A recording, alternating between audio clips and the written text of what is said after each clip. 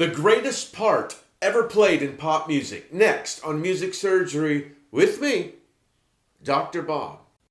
Hey, before we get started, please hit the subscribe button and ring the bell to be notified of future videos. Also, there are tons of great samples from my personal library below in the description of every video. They're all pay what you want. And lastly, if you want me to work on your music, hit me at drbobmusicsurgery@gmail.com. How one part, completely changed a song from being basically unlistenable to a huge, iconic, amazing smash. Watch this. All right, you guys, a little different than my normal video, but I came across this week, and it really struck me as something I really need to talk about, because this is the kind of stuff when I was younger, I wouldn't care. I just want to hear about the newest plugin and then, or the newest whatever, and apply that to my music. But these type of things, turns out, as I get older and reflect on my career and where I'm at, are even more important. So let me play you this song that probably will be unrecognizable. Here you go. This is just the demo without the vocals.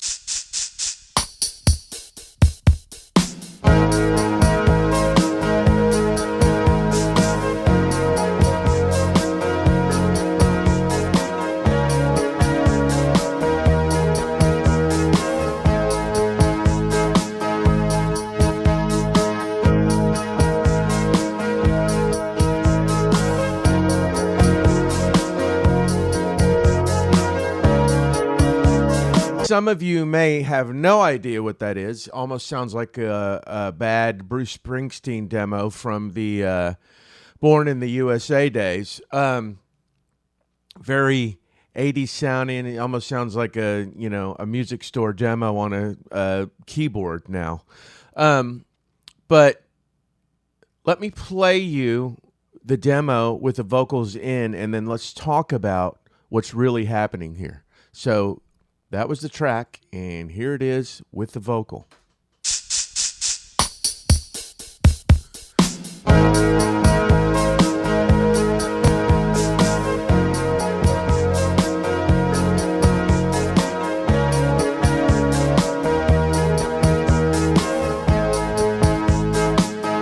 Every breath you take, and every move you make, every bond you break, every step you take, I'll be watching you. Every single day, and every word you say, every game you play, every night you stay, I'll be watching you.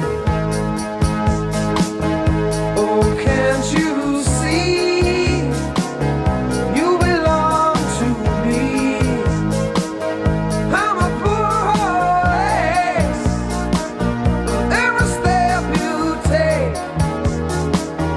every move. Okay, so wow. That's amazing. Had that song come out like that, we would never know what that song was. I promise you.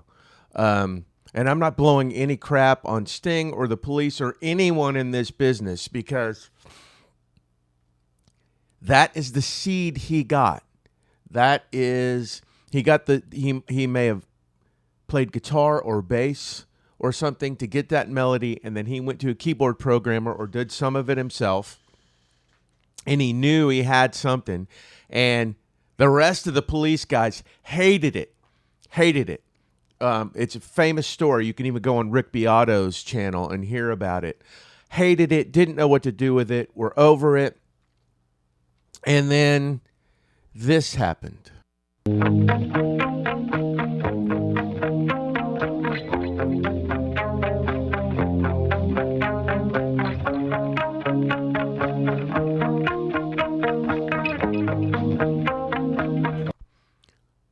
Holy cow. That happened. And because of that happened, this happened.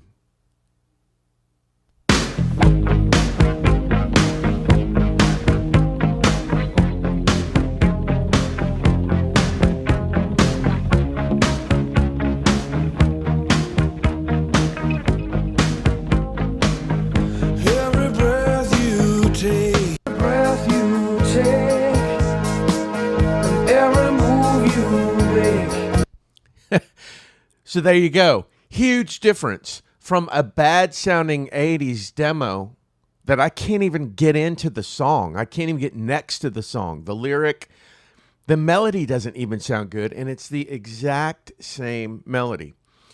So what this is this is a testament really for me to Sting for pushing and pushing and pushing and pushing. I know there's something here and there's something here. And then at the height of his frustration, Andy Summers changed the whole dynamic, the whole song, and the history of music with that part.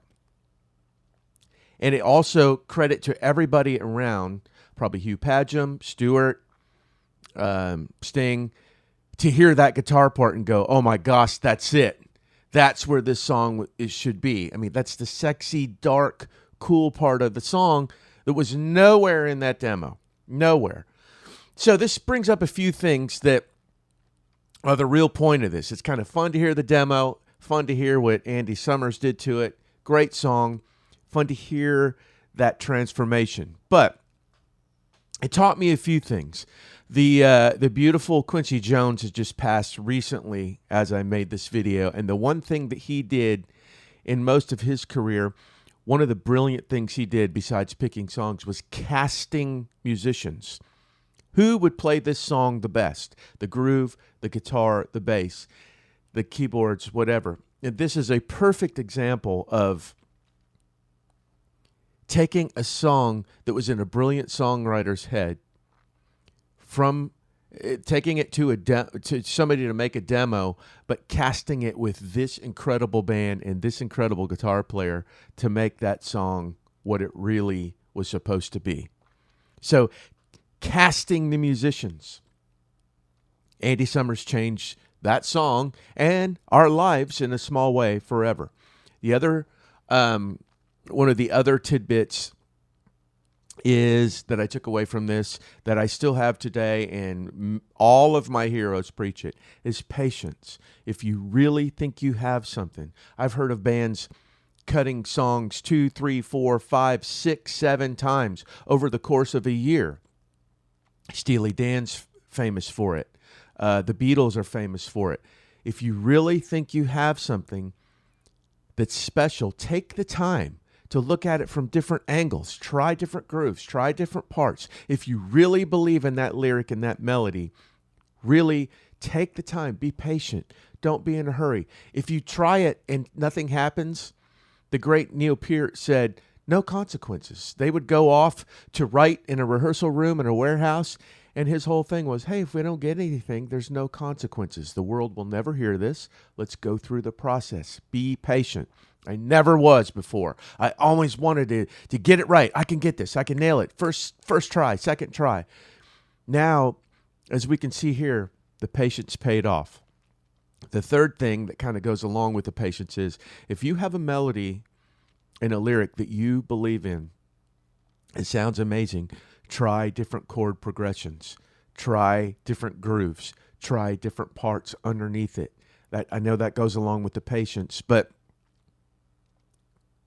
this song is 1, 2, 3, 4, 5, 6, 4, 5, 1. That's the basic chord structure in the verse.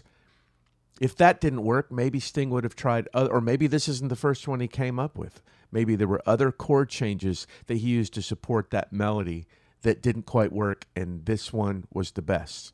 So, wrapping it up, be patient. Love the process. Don't get in a hurry, and if you've got something, hang in there and shine it up the best you can, just like Andy Summers did to this song. Well, there you go. You never know when and how and with who inspiration is going to hit. But if you're patient enough, just look what can happen. Thanks so much for watching. Give me some comment, love, and a thumbs up below. And hit me at drbobmusicsurgery@gmail.com if you want to say hello or you want me to work on your music. Take care of yourselves and each other, and I'll see you the next time the doctor's in.